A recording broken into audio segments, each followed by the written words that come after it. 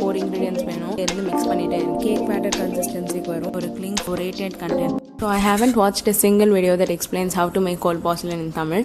So I thought of making one. Now this video is entirely in Tamil, but you can follow along using the subtitles down here. So let's get started. So இதை பண்ணுறதுக்கு வந்து உங்களுக்கு பேசிக்காக 4 ingredients வேணும். அது வந்து cornflour, Fevicol, oil, vinegar. ஆனால் இதோடு சேர்த்து நான் கொஞ்சம் ஒயிட் பெயிண்ட் ஆட் பண்ணுவேன். ஏன்னா நம்ம அந்த ஒயிட் பெயிண்ட் ஆட் பண்ணலைன்னா இது ஆறுனதுக்கப்புறம் ஒரு மாதிரி கொஞ்சம் எல்லோயிஷாக டேர்ன் ஆகிடும்.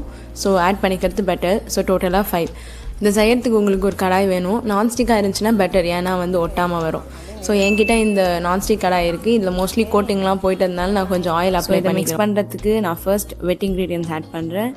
ஃபெவிகால் 1.5 கப். நீங்கள் ஃபஸ்ட் டைம் செய்கிறதா இருந்தால் ஒரு 1/2 கப் ட்ரை பண்ணி பாருங்கள். உங்களுக்கு பழக்கம் வந்ததுக்கப்புறம் நீங்கள் பெரிய அமௌண்ட்டில் செய்யலாம். அதுக்கப்புறம் vinegar 2 table spoons, oil 2 table spoons, அப்புறம் ஒயிட் பெயிண்ட்டும் 2 டேபிள் ஸ்பூன்ஸ். இதெல்லாம் போட்டு நல்லா மிக்ஸ் பண்ணதுக்கப்புறம் கார்ன்ஃப்ளோர்.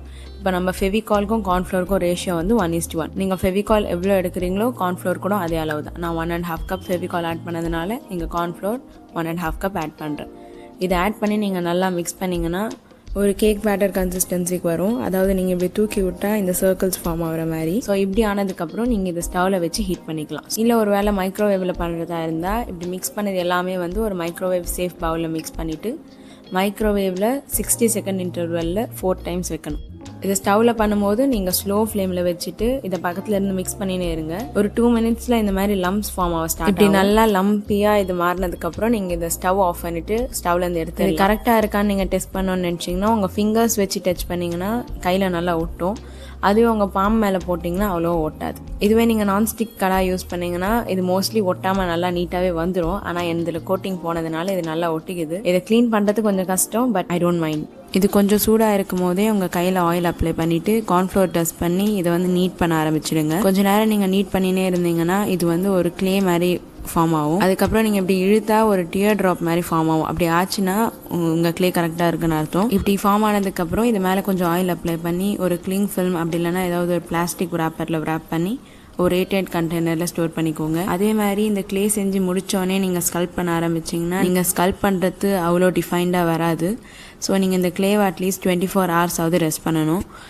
ஸோ என்னோட எக்ஸ்ட்ரா டிப்ஸ் என்னென்னா, நீங்கள் பேக் பண்ணி வச்சுருக்க கார்ன்ஃப்ளோர் வாங்க. ஏன்னா அப்படி வாங்கும்போது உங்களுக்கு அதில் அவ்வளோ தூசு இருக்காது, கொஞ்சம் க்ளீனாக இருக்கும். அதனால் உங்கள் க்ளேவும் க்ளீனாக வரும். நெக்ஸ்ட் ஃபெவிகால் வந்து இந்த ஆர்ட் பர்பஸ் யூஸ் பண்ணுறாங்கல்ல, அந்த மாதிரி ஃபெவிகால் யூஸ் பண்ணுங்கள். அப்படி இல்லாமல் நீங்கள் ப்ளைவுட் ஓட்டுற இந்த ஃபெவிகால் யூஸ் பண்ணிங்கன்னா இது வந்து க்ளே இதில் செய்யும் போது க்ளே வந்து சீக்கிரம் ஆறிடும். நான் ஃபஸ்ட்டில் வந்து இந்த ஃபெவிகால் தான் யூஸ் பண்ணேன்.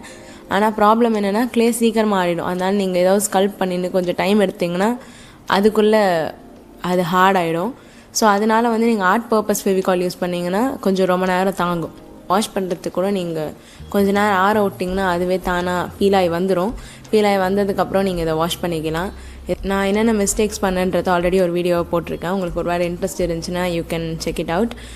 இந்த மாதிரி நிறைய வீடியோஸ் வேணும்னா சப்ஸ்கிரைப் பண்ணிக்கோங்க. அதே மாதிரி உங்களுக்கு அடுத்து ஏதாவது ஒரு கான்டென்ட் தமிழில் பார்க்கணுன்னா சொல்லுங்கள், நான் பண்ணுறேன். ஒரு ஸ்மால் பிஸ்னஸ் ரன் பண்ணுறேன். உங்களுக்கு ஒரு வேளை அதில் இன்ட்ரெஸ்டடாக இருந்தால் அந்த லிங்க் நான் வந்து டிஸ்கிரிப்ஷனில் கொடுக்குறேன், அது பாருங்கள்.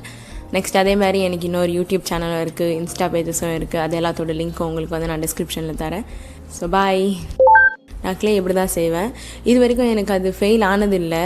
ஐயோ சொல்லிட்டேனே, ஃபெயில் ஆடும் போலவே. ஓகே,